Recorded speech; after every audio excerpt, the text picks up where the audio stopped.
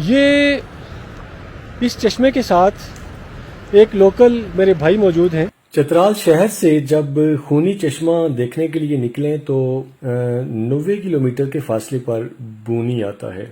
بونی بھی ایک بہت زبردست اور خوبصورت قصبہ ہے۔ تقریباً ہمیں وہاں تک پہنچنے میں 5 سے 6 گھنٹے لگ گئے۔ جیپ ٹریک ہے اور دوسری گاڑیاں بھی آ سکتی ہیں، لیکن بعض جگہیں ایسی ہیں جہاں پہ صرف جیپ ہی آسانی سے گزر سکتی ہے، اس لیے جیپ بہتر رہے گی ہائر کرنے کے لیے۔ ہم نے پہلی رات وہیں پہ یعنی چترال سے نکلنے کے بعد پہلی رات ہم نے بونی میں گزاری۔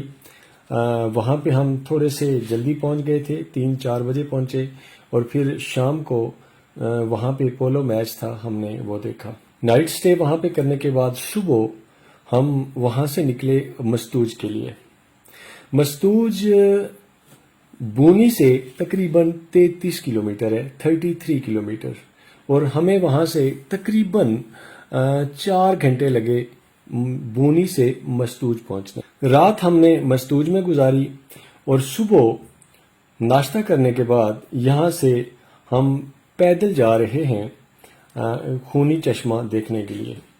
مستوج سے تقریباً 1.5 سے 2 گھنٹے کا راستہ ہے پیدل۔ سنا ہم نے یہی ہے، اس لیے سوچا کہ ہائیک کر کے جاتے ہیں، اور ابھی وہاں پہنچیں گے تو ایگزیکٹ پتہ چلے گا کہ کتنا ٹائم لگتا ہے۔ مستوج سے خونی چشمہ کے لیے جو راستہ ہے وہ پہلے تقریباً 1.5-2 گھنٹے تو جیپ بھی وہاں پہ جا سکتی ہے، اور اس کے بعد جیپ نہیں جاتی، شاید کوئی آدھے گھنٹے کے لیے کوئی کسی گہری کھائی ہے جہاں پہ ہم نے جانا ہے اور جس کے ساتھ وہ چشمہ موجود ہے، مگر یہ تو وہاں پہ پہنچ کے ہی اس کی کلیئرٹی ہوگی۔ اس راستے پہ پیدل تو بندہ آسانی سے جا سکتا ہے، لیکن اگر کوئی جیپ وغیرہ جاتی ہے تو اس کے لیے بہتر ہے کہ جو لوکل ڈرائیور ہیں انہی کی خدمات حاصل کی جائیں، کیونکہ باہر سے جو بندہ شہر سے آئے گا اس کو اس راستے کی سمجھ نہیں آئے گی، اور اس صورت میں کوئی نقصان ہو سکتا ہے۔ اور نقصان ہونے کا یہی ہے کہ رائٹ سائڈ پہ بہت خطرناک جگہ ہے، یہاں سے ذرا سا بھی ٹائر اگر سلپ ہوتا ہے تو سیدھا گاڑی دریا میں جانے کا خطرہ ہے، تو اس لیے بہتر ہے کہ لوکل ڈرائیورز کی خدمات حاصل کی جائیں۔ راستے میں اگر لیفٹ رائٹ ہم دیکھتے ہیں تو بہت ہی خوبصورت لینڈسکیپ ہے۔ مٹی کے ٹیلے بھی اس طرح سے نظر آتے ہیں کہ جیسے ایک کسی نے ان کو یہاں پہ کھڑا کیا ہو یا کوئی پینٹنگ کی ہو، اس طرح کی ان کی تصویر کشی ہے۔ مستوج سے ہم جب اس خونی چشمے کی طرف آ رہے ہیں تو یہ آگے سامنے مجھے ایک گاؤں نظر آ رہا ہے، اور یہ میرے ایک بھائی کھڑے ہیں، ان سے بھی تھوڑی سی انفارمیشن لیں گے۔ اور گاؤں کا راستہ اگر میرا کیمرہ اس طرف ٹرن کرے تو یہ گلی ہے جو گاؤں کی طرف جاتی ہے، ویسے یہ روڈ بھی ہے، یہاں پہ گاڑی جا سکتی ہے۔ تو یہ ایک بھائی کھڑے ہیں، ان سے ذرا سلام کرتے ہیں اور ان سے پوچھتے ہیں کہ السلام علیکم بھائی جان، کیسے ہیں آپ؟ خیریت سے ہیں؟ اس گاؤں کا نام کیا ہے؟ اس گاؤں کا نام ہے غورو۔ گورو؟ غورو گورو یعنی اگر انگلش میں لکھیں گے تو GHORU، گورو۔ اوکے، یہاں سے خونی چشمہ جس کو کہتے ہیں یا جس سے ریڈ پانی نکلتا ہے وہ کہاں پہ ہے، کتنا دور ہے؟ وہ تقریباً 200 میٹر کے قریب ہے۔ اوکے، 200 میٹر کے قریب ہے۔ مین روڈ پہ ہے یا ذرا سا مین روڈ پہ نہیں، روڈ سے تھوڑا نیچے جاتے ادھر کھائی ہے، اچھا، کھائی کے نیچے جا کے وہ چشمہ آتا ہے۔ تو آپ ہماری رہنمائی کریں گے وہاں تک جانے میں؟ بالکل بھائی، میں آپ کا رہنمائی کروں گا۔ بہت شکریہ، آئیے پلیز ہمارے ساتھ چلیے گا۔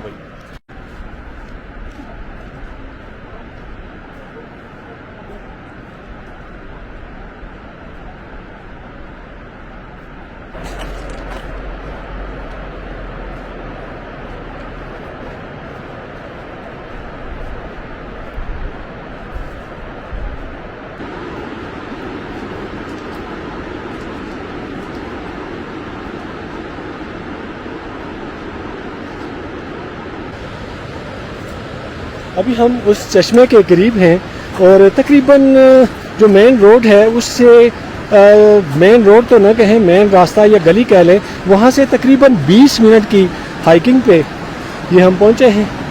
اور یہ ساتھ ہی اگر نیچے دیکھیں تو دریائے چترال پوری اپنی آب و تاب کے ساتھ بہہ رہا ہے، اور یہ ہمیں یہ کہہ رہا ہے کہ بالکل میری طرف دیکھنے کی کوشش نہ کرنا ورنہ میں کھا جاؤں گا. تو یہ ہم پہنچتے ہیں جی. یہ بہت تنگ راستہ ہے اور راستہ بھی ایسا کہ دریا اور ایک سائڈ پہ پہاڑ اور یہ ساتھ ساتھ دریا ہے. دریا کے ساتھ کبھی بھی اگر آپ کا آنا یہاں پہ ہوتا ہے تو یہ اس کو بالکل ایزی نہ لیجئے گا. انتہائی رائٹ پہ چلنا ہے کیونکہ کسی بھی جگہ پہ آپ کو یہ مٹی، یہ پتھر اور یہ راکس دھوکہ دے سکتی ہیں. یہ میں بالکل اس چشمے پہ پہنچ گیا کہ جس چشمے کے بارے میں یہ ہے کہ یہ خونی چشمہ ہے. اب یہ پانی خونی ہے یا اس کے اندر کوئی ایسی چیز ہے، کوئی ایسا کیمیکل ہے جس کی وجہ سے یہ خونی لگ رہا ہے.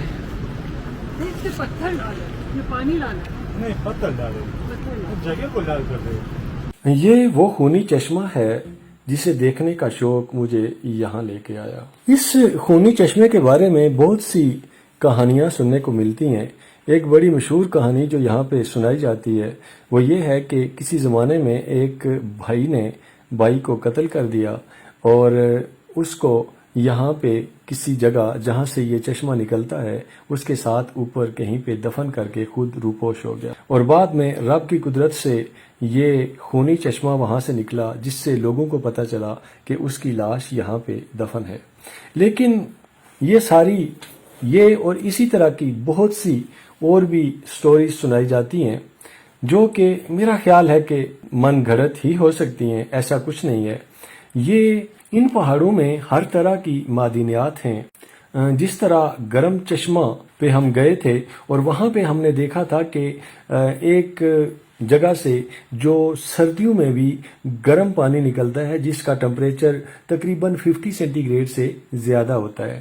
اسی طرح یہاں پہ بھی کوئی ایسی معدنیات موجود ہیں جن کی وجہ سے اس کا پانی سرخ ہو جاتا ہے اور وہ جس راستے سے گزرتا ہے وہاں پہ مٹی اور پتھروں کو بھی سرخ کر دیتا ہے. یہ اس چشمے کے ساتھ ایک لوکل میرے بھائی موجود ہیں جن کا تعلق پاک آرمی سے ہے. شاید یہ ہمیں کوئی بہتر انفارمیشن اس کے بارے میں دے سکیں تو ہم ان سے پوچھتے ہیں. اس کے بارے میں آپ کیا کہیں گے؟ سر جی ہم ایک دفعہ ہمارے یاد ہم تقریباً 10-15 سال کے تھے. ہم گوروں کے ساتھ ادھر آئے تھے کیونکہ یہ ہمارا گاؤں ہے. گوروں کے ساتھ آئے تھے، ان کے ساتھ مشین بھی تھا. اس پانی کو انہوں نے چیک کیا، چیک کر کے بتایا کہ یہ کوئی لوہے کے نیچے سے آ رہے، اس وجہ سے یہ چیزوں کو سرخ کر کے چلے جاتے، یہ زنگ لگا کے سرخ کرتے. پانی صاف ہے، اس کے نیچے سے پتھر سرخ ہے. اچھا، یہ جو پانی ہے اس کو ہم استعمال کر سکتے ہیں؟ بالکل سر، یہ کافی سارے بیماریوں کا بھی شفا ہے. اچھا، یہ دانا شنا نکلتے سر، لوگ ادھر آ کر غسل کرتے، ہاتھ منہ دھلے کرتے، وہ دانا شنا صاف ہوتے. کافی سر اس طرح بیماری ہے نا ان کو ختم کرتے ہیں. اس کا ذائقہ بھی سر آپ چیک کر سکتے ہو، عجیب سا ذائقہ ہے اس کا، 7 اپ کی طرح ذائقہ ہے. اسی کے ساتھ ایاز نیئر کو اجازت دیجیے. Next Friday 10 AM Facebook page اور یوٹیوب چینل پر کسی اور دلکش جگہ کی خوبصورت ویڈیو لے کر دوبارہ حاضر ہوگا. میرا رب میرے خوبصورت پاکستان کو ہمیشہ قائم اور دائم رکھے.